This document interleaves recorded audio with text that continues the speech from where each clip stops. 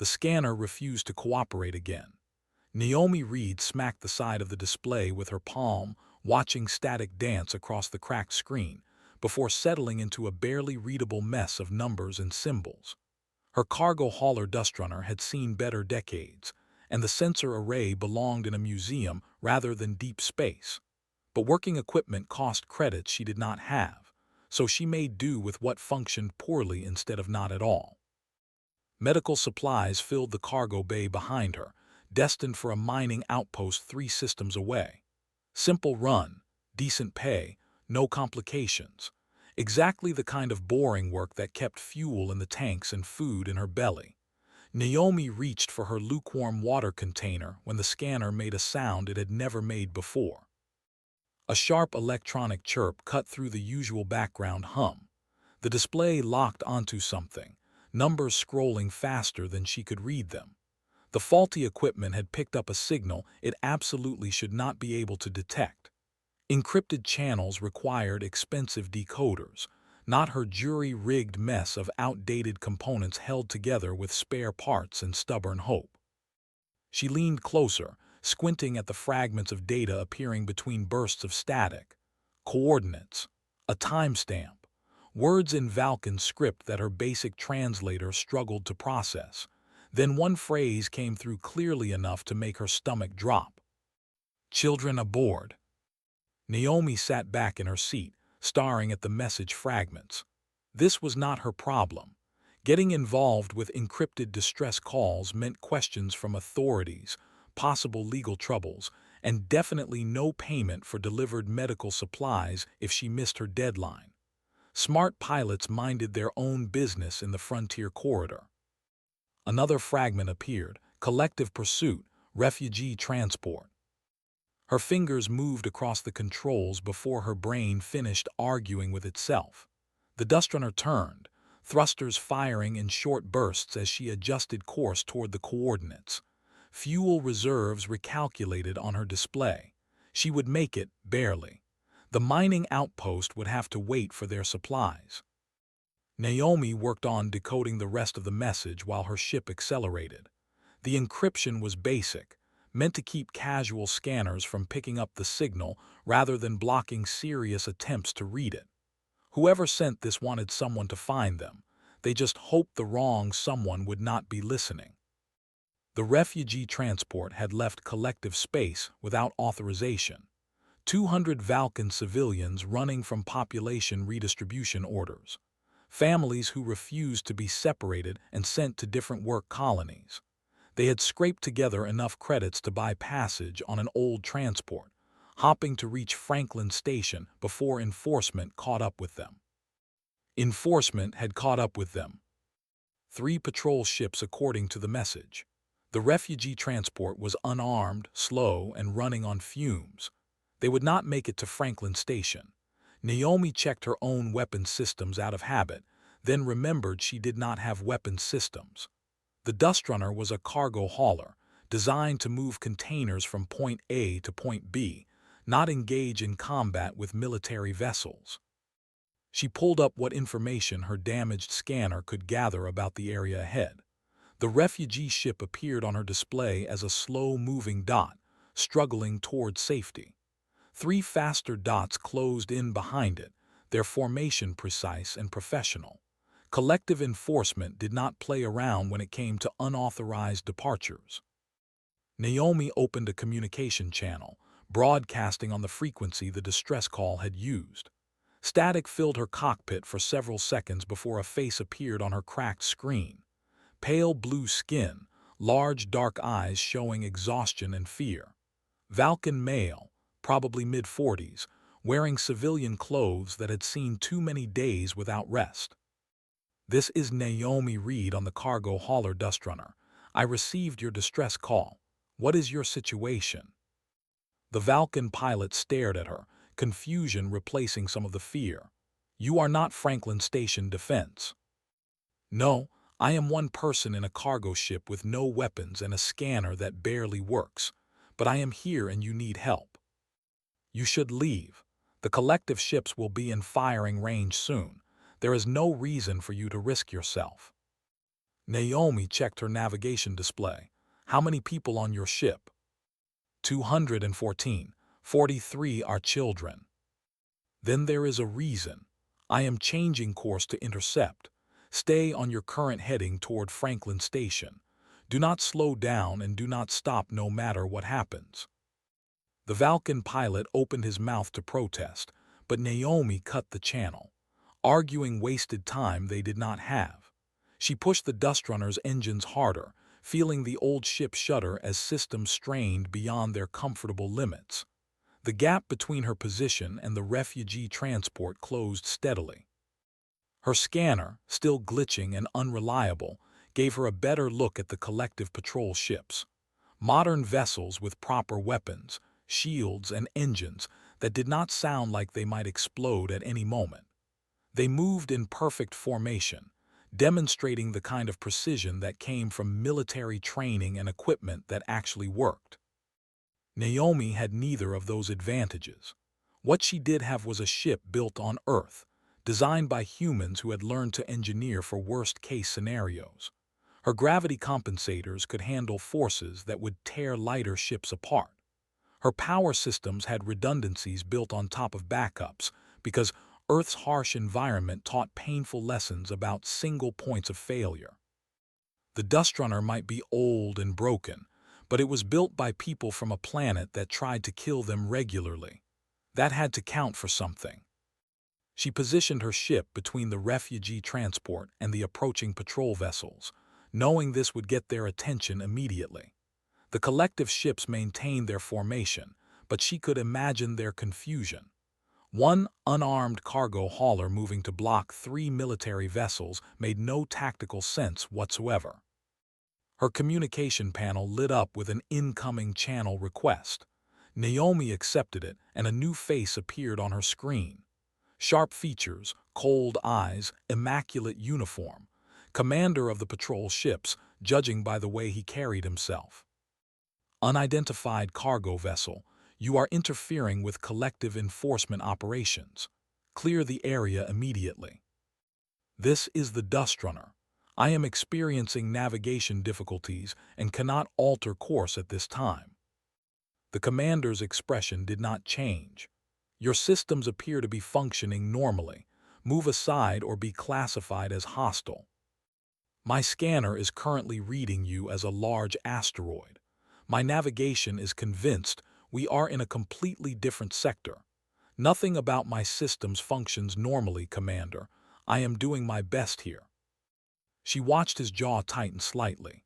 Behind him, she could see other crew members at their stations, all efficiency and order. Everything in that ship worked exactly as intended. They could not comprehend flying something held together with improvised repairs and desperate hope. You have 2 minutes to clear this area. After that, we will remove you by force. Naomi killed the channel and checked her fuel reserves again. 2 minutes. She could work with 2 minutes. The refugee transport continued its slow crawl toward safety, still too far from Franklin Station to receive protection from their defense grid.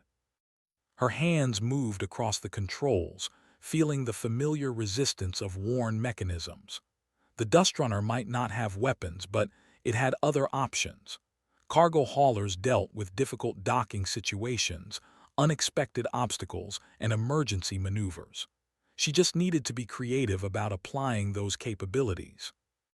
The collective patrol ships began closing in, weapons charging. Naomi took a deep breath, feeling her heart rate steady despite the danger. On Earth, people learned young that panic killed faster than most actual threats. Stay calm, assess options, and act decisively. Time to show these collective enforcers what happened when they underestimated someone from a death world. 2 minutes felt like 2 seconds when military-grade weapons pointed at your ship. Naomi watched the collective patrol vessels adjust their formation, spreading out to surround both her cargo hauler and the refugee transport. Professional tactics, no wasted movement. They had done this before, probably hundreds of times. But they had never dealt with a human pilot flying a ship that should not still be in service. She activated the Dust Runner's maneuvering thrusters, firing them in a pattern that sent the cargo hauler into a slow roll. Nothing aggressive, just enough movement to make targeting solutions slightly more complicated. The collective ships maintained their positions, tracking her rotation with their weapons systems. Naomi opened a broadcast channel, not encrypted, letting anyone listening hear every word. This is independent cargo hauler Dustrunner operating in neutral space. I have encountered a civilian refugee transport being pursued by collective military vessels. Can any nearby ships confirm they are receiving this transmission? The collective commander's face reappeared on her screen immediately, his cold expression now showing irritation. Cease your broadcast. This is an internal collective matter. We are in neutral space, Commander. That makes it everyone's matter. Naomi kept her voice calm and factual, the way she had learned growing up on Earth where recording everything became second nature. Facts, not emotion. Let the situation speak for itself. The commander cut the channel. Good. That meant her broadcast bothered him, which meant someone was probably listening. The frontier corridor had light traffic, but it was not empty. Other ships would pick up her transmission, even if they chose not to get involved. She checked the refugee transport's position. Still crawling toward Franklin Station, still too far away. The Valken pilot had followed her instructions, maintaining course and speed despite the danger. She needed to buy them more time. The Dustrunner's cargo bay doors had been malfunctioning for months. Naomi had planned to get them fixed properly at the next station, but repairs cost credits, and she always had more urgent expenses. Now those malfunctioning doors became her best weapon. She accessed the cargo bay controls, overriding the safety systems that tried to prevent exactly what she was about to do. The doors began opening while the ship moved at speed, something that should only happen during carefully controlled docking procedures. The medical supply containers in her cargo bay were not secured for this kind of maneuver. They began floating out into space, tumbling in all directions as the bay decompressed. Hundreds of sealed containers spilled into the void between her ship and the collective patrol vessels, creating an expanding field of obstacles moving at different velocities. The patrol ships broke formation immediately, their precise movements dissolving into individual evasive maneuvers. A ship could punch through shields and hull plating, but colliding with dozens of metal containers at high speed would damage even military vessels. They scattered, buying precious seconds as their targeting systems recalculated firing solutions through the chaos. Naomi sealed the cargo bay doors, or tried to. The malfunctioning mechanism stuck halfway, alarms screaming about pressure loss and structural integrity. She ignored the warnings and pushed the Dustrunner into a tight turn, using the empty cargo bay's reduced mass to increase her maneuverability. Her scanner showed the collective ships regrouping, but their perfect formation was gone. The commander would be furious, watching an unarmed cargo hauler turn equipment failure into tactical advantage. Humans specialized in making broken things work just well enough to solve immediate problems. The refugee transport maintained its course, now slightly further from danger thanks to the delay. Naomi checked the distance to Franklin Station again, still too far. She had bought them a few minutes at most. One of the collective patrol ships moved to pursue the refugee transport directly, done wasting time on the cargo hauler causing problems. Naomi pushed her engines harder, accelerating to intercept. The Dustrunner protested with vibrations that rattled her teeth, but the old ship responded. She positioned herself in the patrol ship's path again, forcing it to adjust course or risk collision. The collective vessel was faster and more maneuverable, but it could not ignore a ship willing to play this kind of dangerous game. The commander's face filled her screen again, his controlled demeanor cracking slightly. You are going to get yourself killed for people you do not even know. I know they are running from you. I know they have children aboard. That is enough. They broke collective law. They must face consequences. Then chase them to Franklin Station and file a proper complaint. But you will not shoot unarmed refugees in neutral space while I can do something about it. The commander closed the channel, and Naomi saw weapons charging on all three patrol ships. Her bluff had reached its limit. You could only block military vessels with an unarmed cargo hauler for so long before they decided the obstacle needed removing. Her scanner caught something new, a fourth ship entering sensor range. Then a fifth, more vessels responding to her broadcast, drawn by curiosity or conscience or simple desire to witness whatever insanity was happening here. None of them were military ships, but presence mattered. Witnesses mattered. The collective ships noticed the new arrivals too.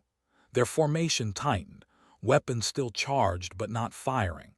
Shooting refugees became complicated when independent ships watched and recorded everything.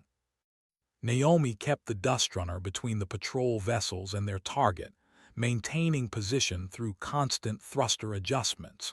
Fuel reserves dropped toward concerning levels, but quitting now wasted everything she had already spent. The refugee transport pilot opened a channel to her ship, his pale blue face showing disbelief. "Why are you doing this?" "Because someone needs to, and I am here." "You could die. People on your ship could die if I do nothing. That seems like a worse option." The Vulcan pilot stared at her for a long moment, trying to understand the logic of a human willing to risk everything for strangers. Naomi understood his confusion. Most species avoided unnecessary danger, evolved on worlds that rewarded caution and careful planning. Humans evolved on Earth, where caution meant watching your neighbors get eaten by predators while you stayed safe. Earth taught different lessons. It taught that sometimes you stood between danger and those who could not defend themselves, even when the smart choice was running away. The collective patrol ships began moving again, trying to flank around her position. Naomi adjusted course to block them, her fuel reserves dropping further. This could not continue much longer. Either Franklin Station's defense grid would reach detection range, or the collective commander would decide witnesses be damned and open fire anyway. Her scanner glitched again, showing impossible readings that made no sense.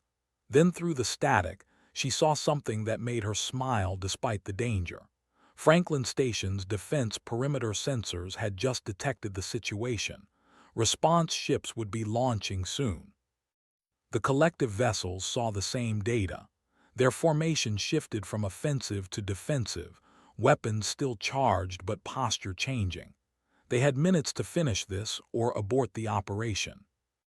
The commander opened one final channel. "This is not over." "It is for today," Naomi replied. The patrol ships began withdrawing, pulling back from the engagement zone.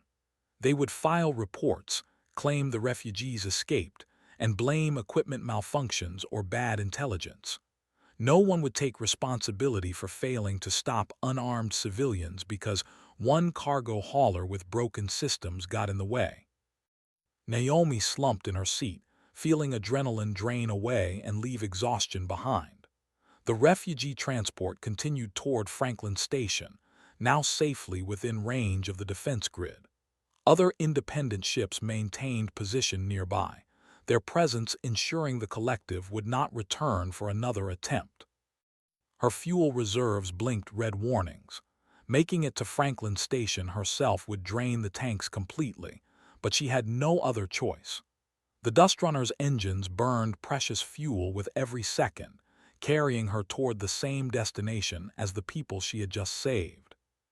She opened a channel to the refugee transport one more time. The Vulcan pilot appeared on her screen, his expression showing emotions she could not quite read. "Franklin Station is signaling us. They are granting emergency docking clearance."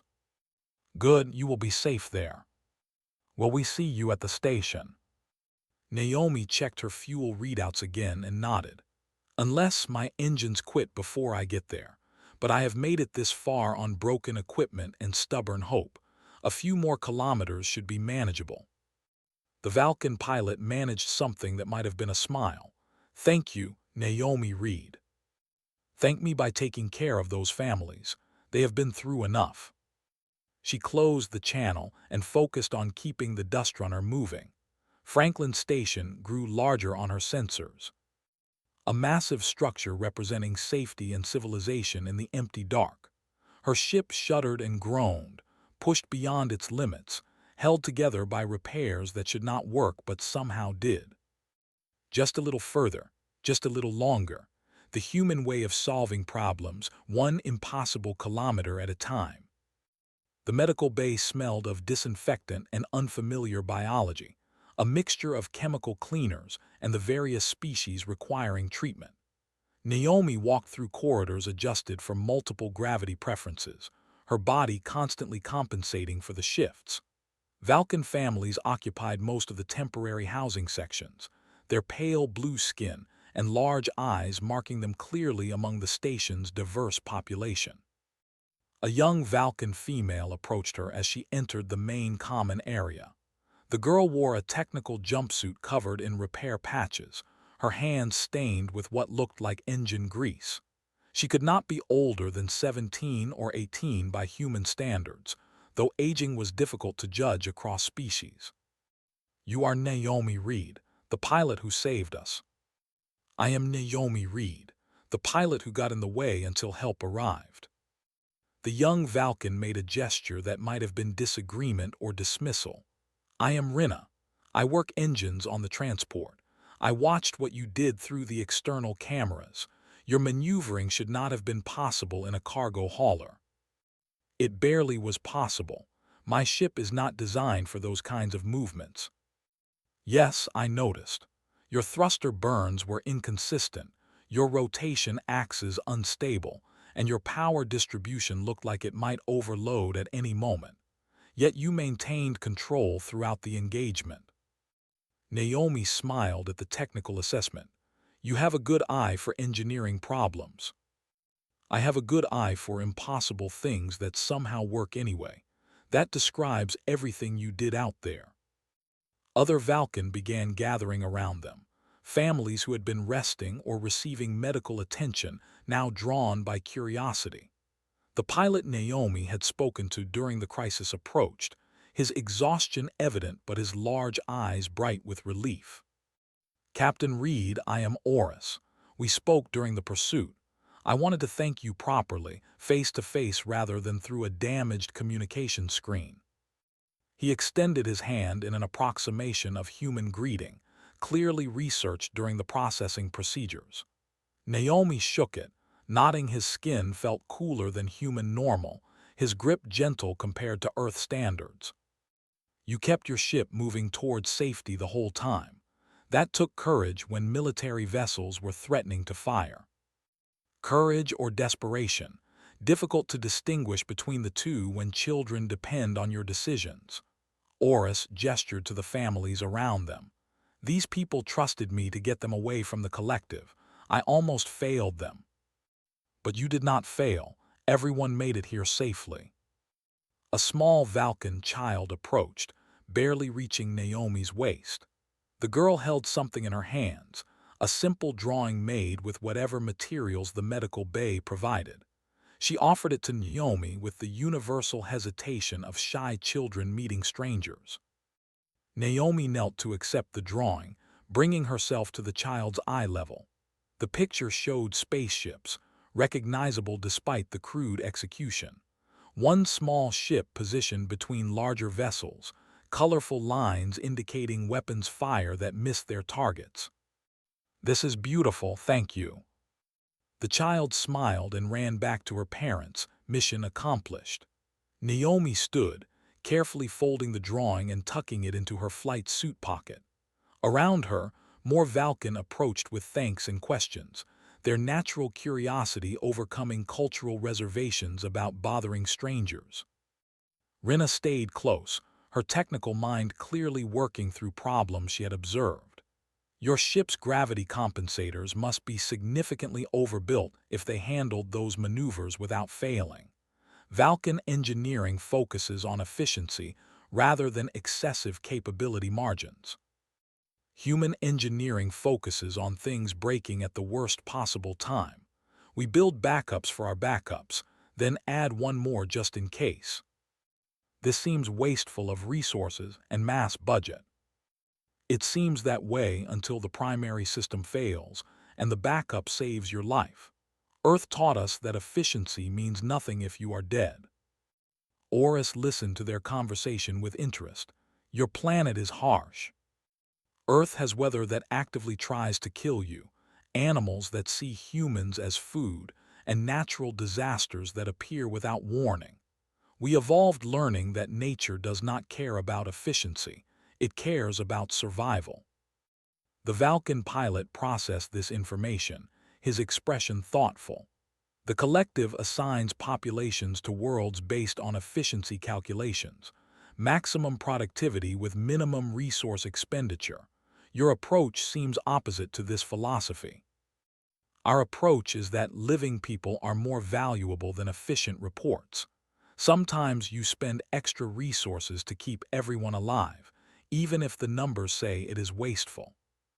A Vulcan elder approached, moving slowly with age but maintaining dignity. She wore simple robes, her skin showing the pale patterning that came with many years. When she spoke, the others quieted respectfully. Young human, you risked yourself for people you did not know, from a species you had never met. This is not common behavior in the galaxy we have experienced. Naomi shrugged. Maybe humans are not common. Indeed, we have traveled many systems, met many species. Most follow predictable patterns. They calculate risk versus reward, analyze cost versus benefit, and act according to logical conclusions. You did none of these things. I did calculate. I just used different values in the equation. Letting children die felt like an unacceptable cost regardless of the risks. The elder made a gesture that might have been approval. The collective operates on pure efficiency logic. They determined our families were more useful separated across different work colonies. The calculations showed increased productivity through specialized placement. They could not understand why we refused to accept their optimal solution. Because families are not production units to be optimized. Exactly. Yet most species, while sympathetic, would not have intervened. They would have acknowledged the tragedy while accepting the collective's legal authority to enforce their decisions. Rina spoke up. Humans seem to have different legal concepts. You treated neutral space as belonging to everyone rather than no one. Neutral space means the collective does not get to shoot refugees without consequences. It means witnesses matter and actions have costs beyond immediate tactical results. Oris nodded slowly. Your broadcast brought other ships, not to fight but to watch and record. You turned a quiet enforcement action into a public incident. Information is a weapon, sometimes more effective than actual weapons, especially when you are flying an unarmed cargo hauler against military patrol ships. The Vulcan families listened intently, trying to understand the human perspective. Their cultural background emphasized order, hierarchy, and accepting authority from those with greater knowledge or power. Naomi represented something outside their experience, someone who challenged authority not through force, but through refusal to cooperate with injustice. A medical officer approached, human like Naomi, wearing the efficient uniform of Franklin Station's healthcare division.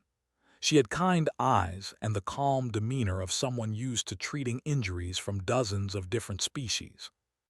Captain Reed, I am Dr. Tanaka. I have been overseeing refugee medical care. Everyone is healthy despite the stress of their escape. You got them here before serious medical issues could develop. How long until they can be settled somewhere permanent? Franklin Station is processing their asylum claims. Several neutral worlds have offered to accept Vulcan refugees. Within a few weeks, these families should have new homes. Naomi felt relief at that news. Saving people meant little if they ended up in temporary holding indefinitely. Good. They have been through enough. Dr. Tanaka smiled. Administrator Liu mentioned you signed an escort contract. You will be doing this regularly now. Apparently, I am good at getting in the way of people who need someone in their way.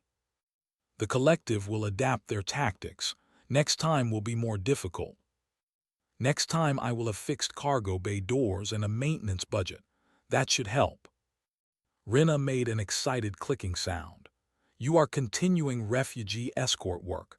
I want to help. I am good with engines and systems. Your ship needs someone who understands how to maintain equipment properly. Naomi raised an eyebrow. You want a crew on the Dustrunner. I want to learn how humans make broken things work. Your engineering philosophy interests me from a technical perspective. Also, you saved my family. Working with you seems appropriate repayment. I do not need repayment. Then consider it mutual benefit. You need a good engineer. I need to understand how someone flies a cargo hauler like a combat vessel without dying immediately. Oris placed a hand on Rina's shoulder. She has wanted to study human engineering since we first heard about your species. This is not just about gratitude, Captain Reed. This is a young engineer seeing solutions to problems she thought were impossible. Naomi looked at the eager young Valken, seeing genuine curiosity mixed with determination. Having crew would help, especially crew who understood engines better than improvised repairs and stubborn hope. The Dustrunner is not a comfortable ship. Everything is old, most systems malfunction regularly, and the work is dangerous. Rina's large eyes showed what might have been amusement.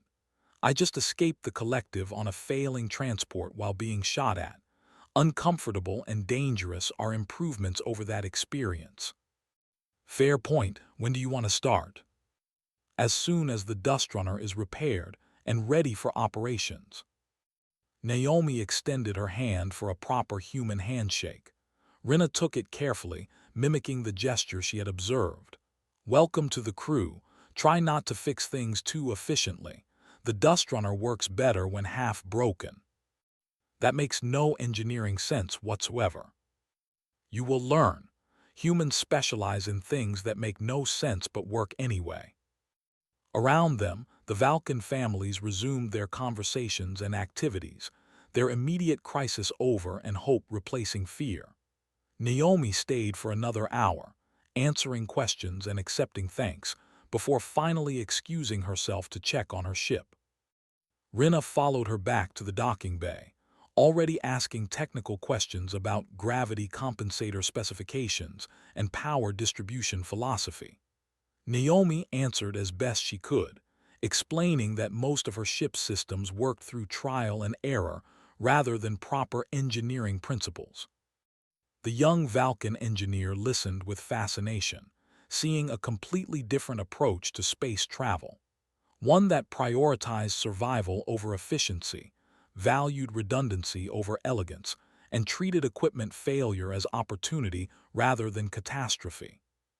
Together, they climbed the Dustrunner's cargo ramp, beginning the process of repairing a ship held together by human stubbornness, and the refusal to accept that some things were too broken to be useful. Rina stared at the Dustrunner's engine compartment like someone discovering a new form of physics that violated every known law. Her slender fingers traced power conduits that ran in patterns no proper engineer would design, following connections that made sense only if you ignored standard practices completely. This should not work. The plasma flow bypasses 3 safety regulators. Your power distribution looks like someone drew it while intoxicated, and I count at least 7 different repair methods holding critical systems together. Naomi pulled herself up through the access hatch, carrying a toolbox that had seen better decades. But does it work? Currently, yes. The question is why it works and how long until catastrophic failure occurs. It has worked for 8 years. I figure I have at least another 8 before something explodes. Rina made a distressed clicking sound. That is not how engineering functions. Systems degrade predictably based on stress factors and maintenance schedules. Your approach appears to be hopping really hard that nothing breaks today. Hope combined with regular inspections and knowing which weird sounds mean problems versus normal operation. This engine makes 17 different concerning noises. Only 3 of them actually indicate danger. The young Valken engineer pulled out her datapad, already making notes.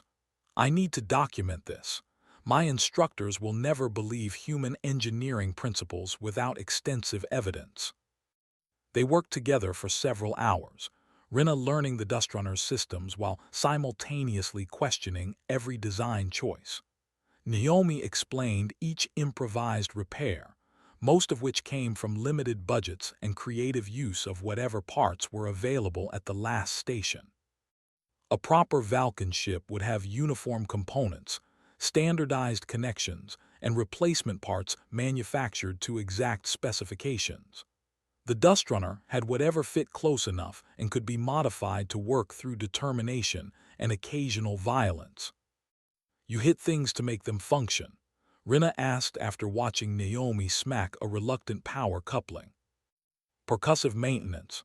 Sometimes connections stick and need encouragement. That should damage delicate components. It does slowly, but the components were already damaged, so at least now they work while damaged instead of being broken and useless. Rinna made more notes, her understanding of engineering expanding to include concepts that no formal education covered. Human spaceflight apparently operated on principles that other species would reject as dangerous, inefficient, and borderline insane. Yet the Dustrunner kept flying. Against all reasonable predictions, the cargo hauler continued functioning despite having more problems than working systems.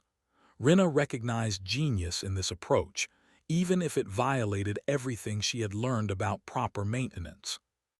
Franklin Station's repair crews arrived the next day to fix major damage from the collective encounter. They replaced the destroyed magnetic grapple system, patched hull breaches, and upgraded the cargo bay doors to actually close when commanded. The head engineer, a grizzled human who had probably learned his trade during Earth's early space expansion, examined the ship with professional appreciation. Beautiful mess you have got here, Reed. Half of these systems should have failed completely years ago. They try to fail regularly. I convince them to keep working. The engineer laughed and ran diagnostics on the power systems. Your fuel efficiency is terrible. Your engine output fluctuates wildly, and I would not trust these gravity compensators to handle what you put them through during that collective chase. The compensators held. That is what matters. They held because whoever built this ship understood that Earth equipment needs to survive worst-case scenarios plus 10%. Modern designs optimize for normal operation. This old girl was built expecting everything to go wrong simultaneously. Rinna listened to the conversation, learning that human engineering split into 2 distinct philosophies. Newer ships emphasized efficiency and standardization, while older vessels like the Dustrunner focused on survival through excessive redundancy and overbuilt components. Which approach is better? She asked. The engineer considered the question while replacing a burnt power relay. Depends on your definition of better. New ships perform optimally under normal conditions. Old ships like this keep flying when everything goes to hell.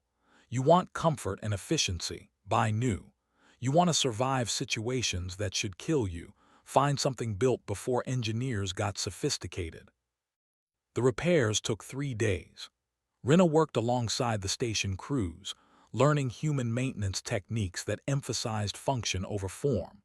She watched them fix things with temporary solutions that became permanent, saw them route power through systems never designed to carry it, and observed the casual attitude towards safety margins that would horrify Valken supervisors. By the 4th day, the Dustrunner was operational again. Not perfect, still containing dozens of minor issues that proper ships would not tolerate, but ready to fly and capable of the violent maneuvers that had saved lives during the collective encounter. Administrator Liu met them in the docking bay with their first official assignment. A small Valkan transport was departing collective territory that evening, carrying 3 families who had scraped together passage credits.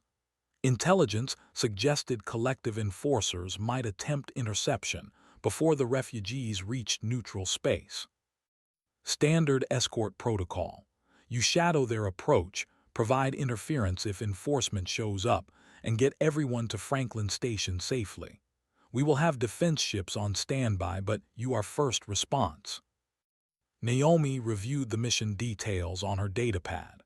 The refugee transport's route took them through a contested area where jurisdiction was unclear enough that the collective might risk an enforcement action. Dangerous work, but exactly what she had signed up for. Rina examined the specifications with professional interest. Their ship has engine problems. Maximum speed is well below optimal for evasion if pursued. Then we make sure pursuit does not catch them. Same as last time, just with cargo bay doors that actually close when needed. They departed Franklin Station that evening, the Dustrunner's engines burning clean and strong thanks to proper maintenance for the first time in years. Rina occupied the co-pilot seat, monitoring systems and learning the peculiar rhythms of human spacecraft operation. The refugee transport appeared on their sensors right on schedule, a small vessel struggling along at reduced speed. Naomi opened communication channels and established contact with their pilot, a Valkan male who sounded both relieved and nervous to have escort. Dustrunner to refugee transport, we have you on our screens. Maintain your current course and speed. We will position ourselves to intercept any complications that develop. Understood, Dustrunner. Thank you for providing escort. We heard about your actions last week. Everyone in the underground network is talking about the human pilot who stopped collective enforcement. Naomi felt uncomfortable with the reputation building around her actions. I just did what needed doing. Focus on getting your families to safety. Everything else is just details. They settled into escort formation, the Dustrunner matching the slower ship's pace while scanning surrounding space for threats. Hours passed quietly, nothing but empty void and distant stars. Rina ran continuous diagnostics, still amazed that all systems remained functional despite their questionable design. Then the scanner picked up new contacts. 3 ships approaching fast from the direction of collective space, their transponder codes identifying them as enforcement vessels. Different ships from the previous encounter, but same purpose and same dangerous intent. Here we go again, Naomi muttered, already plotting intercept courses. Rina, transfer auxiliary power to maneuvering thrusters. We might need every bit of acceleration we can manage. The young Valkan engineer worked her controls with growing confidence. Power routing complete. I also took the liberty of preparing the cargo bay emergency dump system, just in case creative debris fields become tactically necessary. Good thinking. Hopefully we will not need it, but humans like having options ready. The collective ships closed formation, clearly intending to stop the refugee transport before it reached neutral space boundaries. Naomi accelerated the Dustrunner, positioning herself between the refugees and their pursuers for the second time in a week. Her scanner, still glitching wonderfully, picked up communication traffic between the enforcement vessels.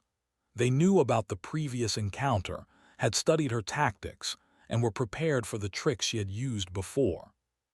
Time to develop new tricks. Rina, what can we do with this ship that they will not expect? The young engineer thought for a moment, her technical mind racing through possibilities. The gravity compensators are overbuilt for our mass. If we dump cargo, we could execute maneuvers that would tear apart normal ships. We do not have cargo this trip. We have the equipment from repairing our grapple system. Several tons of scrap metal and damaged components currently occupying cargo bay space. We could dump it while executing high acceleration turns, creating a debris field that moves in unpredictable patterns. Naomi grinned. See, you are learning human tactics already. Prepare the dump system.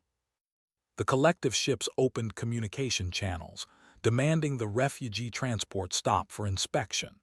Standard enforcement procedure, probably legal within their interpretation of disputed jurisdiction. Naomi ignored them and focused on her flying, fingers dancing across controls that responded better than they had in years. She activated her own communication broadcast, sending on open channels that anyone could receive. This is the independent cargo hauler Dustrunner operating in contested space. I am observing collective vessels pursuing a civilian refugee transport. All nearby ships please acknowledge and record this incident for neutral arbitration. 3 independent vessels responded within minutes, their presence changing the tactical situation immediately. The collective commander would have to consider how aggressive enforcement looked when witnesses watched and documented everything. But these enforcers had prepared for her tactics. They split formation, 2 ships flanking wide while the third approached directly. Professional coordination designed to prevent one ship from blocking all 3 simultaneously. Time to get creative again. Naomi pushed the Dustrunner into a violent roll while dumping the scrap metal from her cargo bay. The debris field expanded chaotically, chunks of damaged equipment tumbling through space on unpredictable vectors.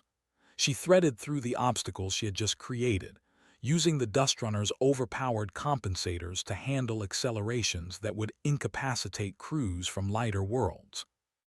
Rinna gripped her seat restraints, fighting nausea from the extreme maneuvers. How are you functioning during this? Earth gravity is 1G. This is barely half that. Uncomfortable but manageable. The collective ships tried to maintain formation through the debris field, but human chaos defeated their precise tactics again. They scattered to avoid collisions, their perfect coordination dissolving into individual evasion maneuvers. The refugee transport kept moving toward neutral space, now just kilometers from the boundary that would protect them. Naomi maintained her interference, dancing the Dustrunner between enforcement vessels and their target with the same stubborn determination that had worked before. Her scanner caught new contacts entering the area. Franklin Station defense ships responding to the incident, their presence guaranteeing the collective could not escalate without serious consequences. The collective ships withdrew again, their commander recognizing when tactical advantage disappeared.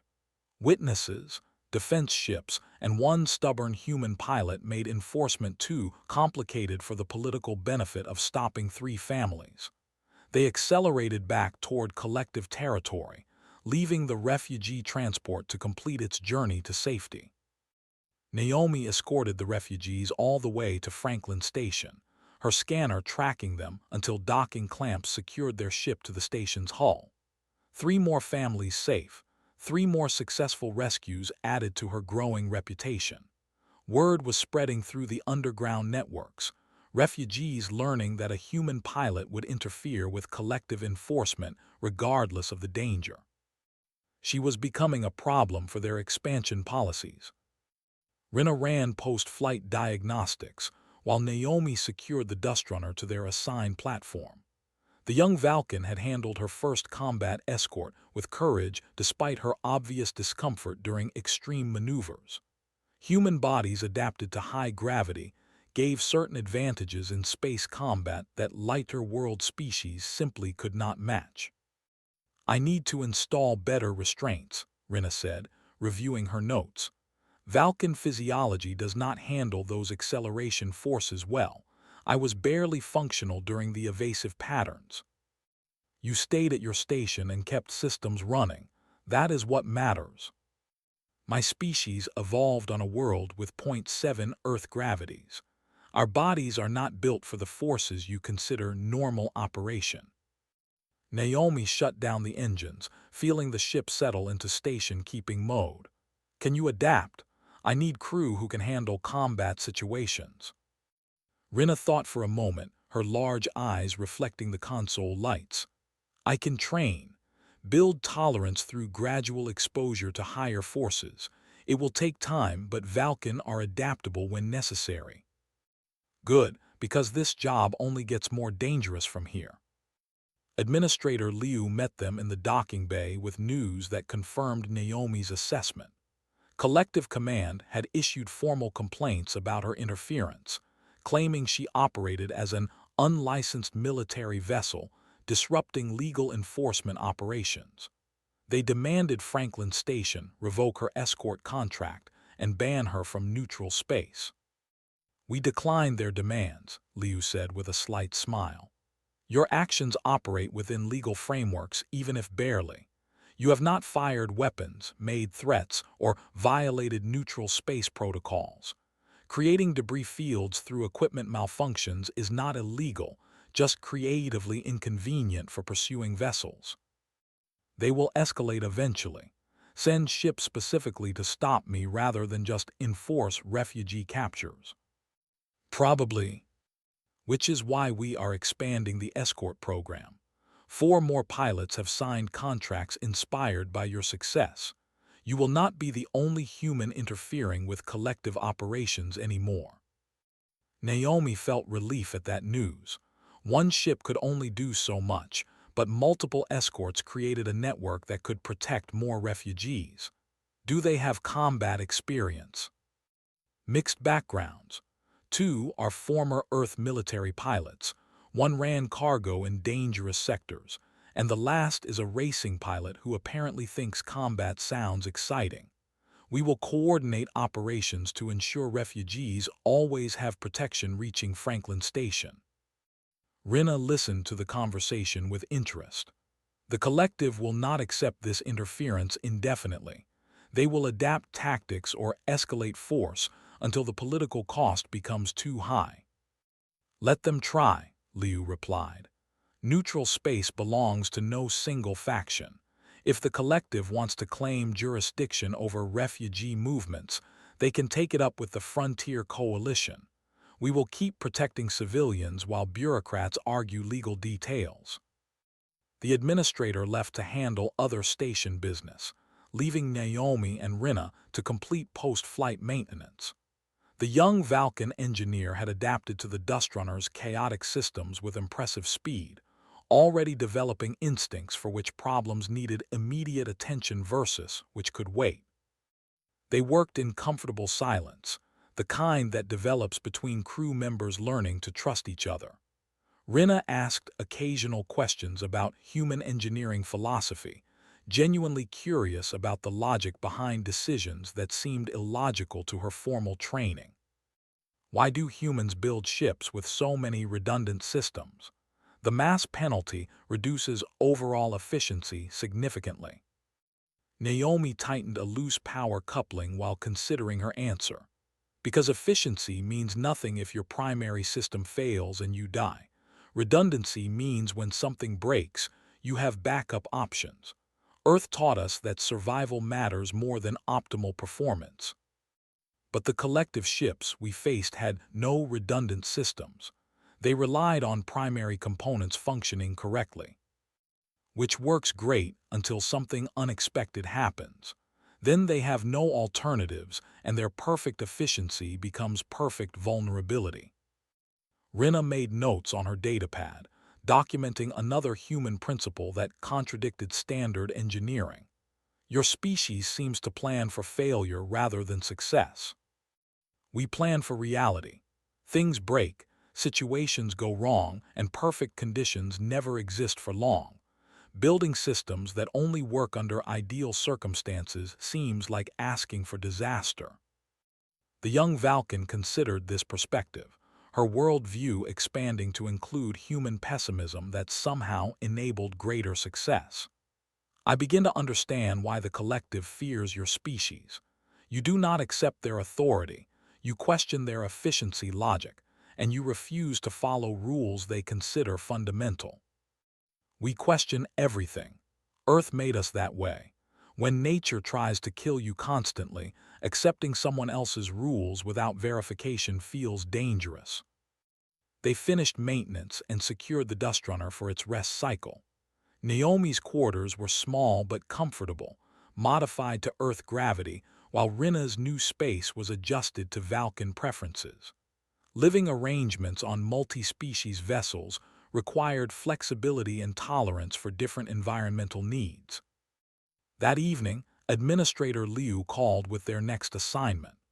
A larger transport carrying 12 families would depart collective territory in 2 days, using a route that intelligence suggested would face heavy enforcement presence.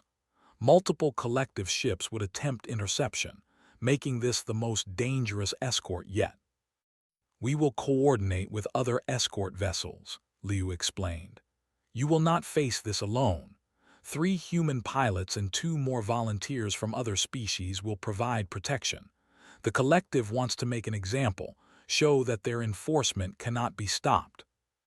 "Then we show them that refugees cannot be stopped either. When do we depart?" 36 hours. Use the time to prepare. This will not be like your previous escorts." Naomi reviewed the mission details after the call ended. 12 families meant over 60 people depending on escort protection, including numerous children who deserved chances at lives free from collective population control. The danger was real, the odds uncertain, but walking away felt impossible. Rinna found her studying tactical information later that night. "You are planning how to face multiple enforcement vessels simultaneously." "Trying to." One ship creating debris fields and flying erratically worked against 3 pursuers. 6 or more ships means we need different tactics. The young Vulcan engineer sat down, pulling up her own analysis. "I have been studying human military history from your public databases. Your species has experience fighting against superior numbers and technology. The tactics are often counterintuitive but prove effective. Such as using enemy strengths against them. Collective enforcement relies on coordination and precise tactics. If we force them into chaos where coordination breaks down, their numerical advantage decreases." Naomi smiled at her crew members' rapid adaptation to human strategic thinking. "You are learning fast." "I am learning from a species that makes impossible situations survivable through determination and creative rule-breaking. It proves educational." They spent hours developing tactical approaches, combining Rinna's engineering knowledge with Naomi's practical experience flying ships that should not survive combat. The Dust Runner was not a warship and never would be, but it had advantages that military vessels lacked. Flexibility through improvisation, unpredictability through broken systems, determination through human refusal to accept that some fights could not be won. 2 days later, 5 escort vessels departed Franklin Station in coordinated formation. The Dust Runner took point position, Naomi's growing reputation earning her the leadership role despite her lack of formal military rank. The other pilots trusted her instincts, having heard stories of her previous encounters with collective enforcement. Rinna monitored communications between the escort ships, impressed by the casual coordination that developed without rigid command structures. Humans seemed to organize through consensus and shared purpose, rather than hierarchy and orders. Even the non-human pilots adapted to this flexible approach, finding it more effective than traditional military protocols. The refugee transport appeared on schedule, a larger vessel than previous escorts but still painfully slow and vulnerable. Naomi established contact with their pilot, a Vulcan female who sounded both frightened and determined to reach safety for the families depending on her. "We have you covered. Maintain course and speed. Let us handle any complications." "Understood, Dust Runner. Thank you for escorting us. The families aboard are grateful for your protection. Just get them to Franklin Station. We will make sure you arrive safely." The collective ships appeared an hour later, 6 enforcement vessels in tight formation. They had come prepared this time, bringing overwhelming force to ensure no single cargo hauler could interfere with their operations. But they faced 5 escorts now, pilots who had coordinated tactics and prepared for exactly this confrontation. Naomi opened a channel to the other escort vessels. "Remember, we do not need to win. We just need to delay them until the refugees reach neutral space. Stay unpredictable, create chaos, and make them work for every kilometer." The human pilots acknowledged with grim humor. The non-human escorts confirmed readiness with professional calm. Together, they formed a defensive screen between the refugees and enforcement. 5 ships operated by crews who refused to accept that superior numbers guaranteed victory. The collective commander opened communication channels, his face showing confidence born from numerical advantage. "Escort vessels withdraw immediately. You are outmatched and outgunned. We will disable your ships if you continue interference."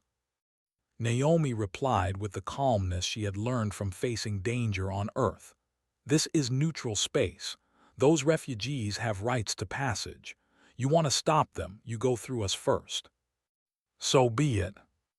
The collective ships accelerated into attack formation, weapons charging for combat rather than simple warnings. This engagement would be different from previous encounters. They intended to remove the escort vessels permanently, sending a message that interference would not be tolerated. Naomi checked her systems one final time.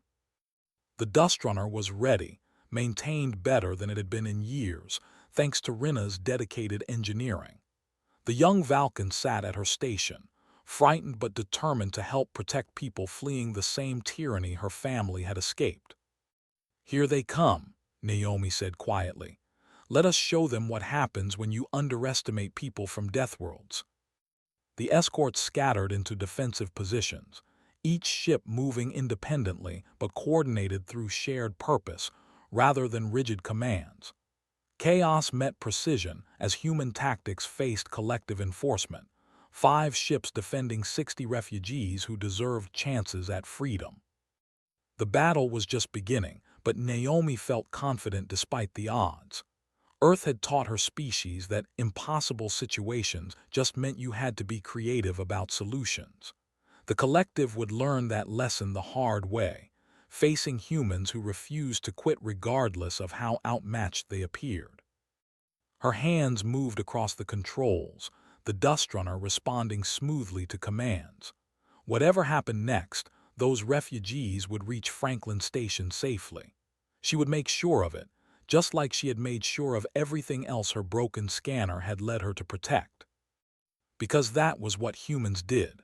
They helped people who needed help, regardless of danger or difficulty or superior enemy numbers. The collective wanted their refugees back. They would have to go through every stubborn human in their way first.